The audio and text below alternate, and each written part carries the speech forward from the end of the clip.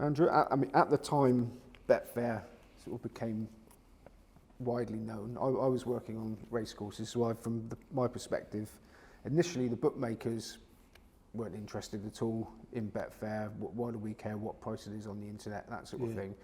But lively people did start to find edges using Betfair, and they started to make serious money. Yeah. The original ones were the guys that realised that you could lay a horse or back a horse shorter on Betfair and ARB with the racecourse bookies, and originally the racecourse bookies would call them in. Yeah. But that soon stopped because the ones they backed at bigger prices were quite often the ones that won, because your market was a more accurate market. And when did the in running start? Fairly early. On races, probably a bit later. I mean, we had a guy called Mark Davis working for us, who was head of our PR, our sort of communication, and he came to me and he said that the future was in betting in running, and he wanted us to have an in running product. And could I have a think about that? And so there were different ways we could have addressed it, but the way I chose to address it was to introduce a time delay between the person who is laying the bet and the person who is taking the bet. So the person who's laying the bet has always got a little bit of extra time to take the bet away, and the reason for that is that there's a delay on the TV pictures. Otherwise you can find that somebody's watching TV 3 seconds behind, and somebody at the racecourse takes it before something happens, like a goal goes in a football match, and somebody takes that bet knowing the goal's gone in and the guy didn't see it happen, and he gets stitched up. So we would put in a time delay, the equivalent of the delay on the TV, to sort of equalise everything. And once I'd done that, decided to do that and implemented that, then it felt like it was safe. Also some people have a slow connection and so on and so forth. It felt like the whole thing was a bit safer to allow in running playing. And that worked quite well, really well. But we started out doing things like football and tennis, and then it wasn't until later that we started doing racing, which is kind of on the sharper end. But that was quite fun. I assumed it would only be national hunt racing. I didn't think you'd be doing 5 furlong, sprints on the flat. But actually, people started doing everything. I mean, who would bet in running in a sprint? I don't know, but people do. Okay, we'll talk about the in-running a bit more in a bit. But the betting ring, this is from my perspective again, initially embraced Betfair because they realised that they could hedge to much better terms than they could get from their fellow bookies, and they took your umbrellas with Betfair on. Did you have a bit of a wry smile thinking they're actually embracing something that's going to put them out of business? Did you think that was going to happen, or was it because in hindsight it was that? It's difficult. I mean, I'm an old-fashioned punter. I don't want to damage the bookies, but we're out to make a business, and if you want to make a business, everyone's your competitor, right? You want to own everything if you can. So I didn't want to be against the bookies at all, but we are all competing in reality. I didn't want to harm them, but we want to succeed ourselves. So that's just the nature of competition. I think they understood what was going on. I mean, everyone could see what's happening, I think, just as well as we could. I think that some of the bigger bookmakers, they were really uncomfortable because they were looking at our growth. I mean, what we had at the time, in the early version of the site, there was a number on the front page which showed how much money had been traded on Betfair in the past week. And it started off, really quite small. It just used to say, in the last week, £32,000 has been traded on Betfair. And then, a week later it was saying £50,000, and it was £100,000. It was almost doubling every week. And before you knew it, it was like 2 million, 3 million is traded on Betfair. And then we just took it down because it was attracting too much attention. But in that period of time, it did make people realise this was something that was happening. But one thing that you did, and the racecourse bookmakers enabled, you didn't do it, intentionally, but what the racecourse bookmakers enabled was take away the chance of the big bookmakers to reduce their liabilities by shortening a horse up on course. Because I remember the reps running around having bets with bookmakers that wouldn't normally take a small bet. Yeah. So they were laying them and then chasing them around the ring, asking if they wanted it again, so they could earn off the. And I mean, and that was incredibly short-sighted by the racehorse bookmakers, which seems quite surprising when they've made their living betting on what's going to happen. They didn't see that that was going to be the end of the trade money, and then the beginning of the end of the betting ring as we knew it. Really, I mean, did you watch all this and think this is interesting? I mean, it's interesting. I mean, there's more. There's. I think Betfair sort of. I think you get kind of the insider money in horse racing. You know, a certain horse will be hot and somebody will know it. And initially, well, a lot of those horses were being backed on Betfair. So you would get this the type of thing where a horse is being backed heavily on Betfair and everyone can see it, and the punters on the course can see it, and they're running around placing bets with the bookmaker, and there's more of them because they're all watching it at the same time. So the bookmaker's getting picked off, they're getting cherry picked by people who are literally just watching the Betfair market and no more than that.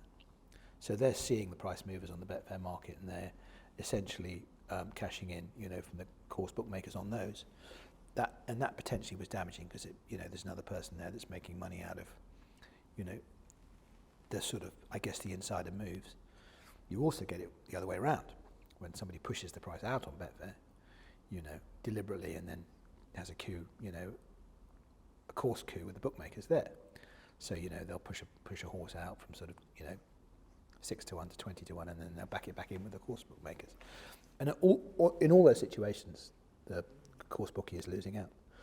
So I mean, it's just an evolution. It's just change. People have to get used to it. But another thing I remember from sort of my early days in the 90s would be there would be a few chaps hanging around the rails who would offer to lay a bet illegally, not licensed, from a rails bookmaker.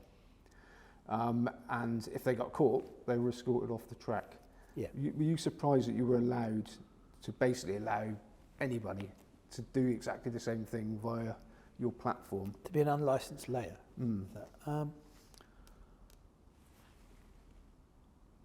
I think, I mean, certainly there were people who didn't like the fact that we were allowing people to lay bets, of course, because they felt it was their right to lay those bets because they were licensed and we were not. The reality is to get betting permit is pretty easy. So it's not like there's a big sort of high hurdle to get one. I mean, I got one myself. You just turn up at court, answer a couple of questions, and then sign on the dotted line. It's not as if there's someone comes in and interviews your family or something like that. It's a pretty simple thing to get. And essentially, we were breaking down barriers, and I don't mind breaking those barriers down. I mean, in order to make that progress, in order to make that happen, those were the steps we had to take. Bookmakers felt that they had a certain ownership, and that was being eroded and taken away from them. And yes, it did. We did do that. It's what we had to do to get our business going. It was a change. It was a change to the landscape, and they didn't like it, and reasonably so, to be honest. But I guess I always felt that we would have support from the government, from the regulator on this, because I think the real reason I felt it was because Betfair was a good piece of work. It was a smart, well thought through, nice piece of work. It was reasonable and fair and intelligently put together. It covered off most of the concerns that anyone would have around people not paying up for their bets because we managed the transaction, so you always got paid. And most of the issues around having a betting permit was, would you pay? Would you be able to play your customer? So that was those were the principal questions that were being asked when you applied for a license. And I always thought we would have the support of the government, in the sense that they want to support new technologies and they want to support the internet, etc., etc., etc., which ultimately proved that we did. So, But the other thing that people would say is that it enabled dishonest people, insiders in the racing game, to profit from horses not trying. you could argue that. You could argue the opposite. I mean, there's always been a little bit of that going on in horse racing. You know, there's individual stories I can think of through the years, people doing certain things. I guess that existed before Betfair came along. Those things happened before Betfair came along. Those people profited before Betfair came along, either by backing the second favourite or by collaborating with a bookmaker in order to make your money that way. So did more of that happen after Betfair came in? I've no idea, but I think what we did bring, so in order to allow people to place lay bets, we had to introduce a certain transparency into the operation. So we had to say, yes, you can do this, you can do that, but we're going to share this information with the regulator.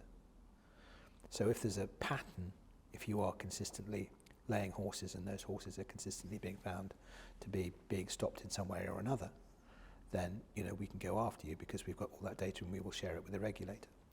So we introduced transparency into it, and that transparency didn't exist before. So we think of people like someone like Dermot Brown, for example. We go back through various scandals over the years. The BHA, or what the BHB as was, they weren't getting an awful lot of information from the bookmakers because it was a bit of a kind of like everyone was keeping silent on these things, and we were being more transparent. Well, we were being completely transparent. So look at it either way.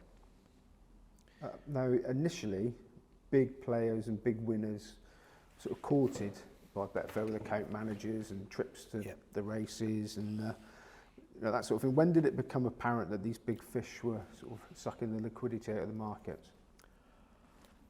I don't think they were particularly. I mean, my view was always that you just take that business like any other. So I didn't feel they were sucking liquidity out of the market. I didn't feel it was a huge problem. I think we might be talking about the Premier. Yeah, leading on to that. Yeah, I don't even know if you were actually involved with that or not. So well, it wasn't my decision, but I guess it became apparent to us that there were some people who were making a lot of money out of Betfair, and they were mostly working pretty hard to make that money, but they were making a lot of money, and we thought a disproportionate amount of money. So we'd look at the commission we were taking and the money that they were making, and they were making far more money, way more money than we were making commission. But they were doing it because they were good players. But I think at board level we're like, well, we've got to try and even this up a little bit. These guys are making a huge amount of money out of us, and we're charging them very little, so we're going to charge them more. And that wasn't a decision I took. That was a decision the company took when I was on the board, and I voted against it. But I don't speak against it. I mean, it's a decision that the company took fairly and reasonably. That they would charge. We would levy a charge for the professional players. Making more than a certain amount of money just to, I guess, even out the balance. I wouldn't necessarily have done it. But if I had have done it, I would have probably done it differently. So I didn't agree with the company on that. But I'm not going to speak against them on that because they took that decision fairly, and it was a reasonable decision to take.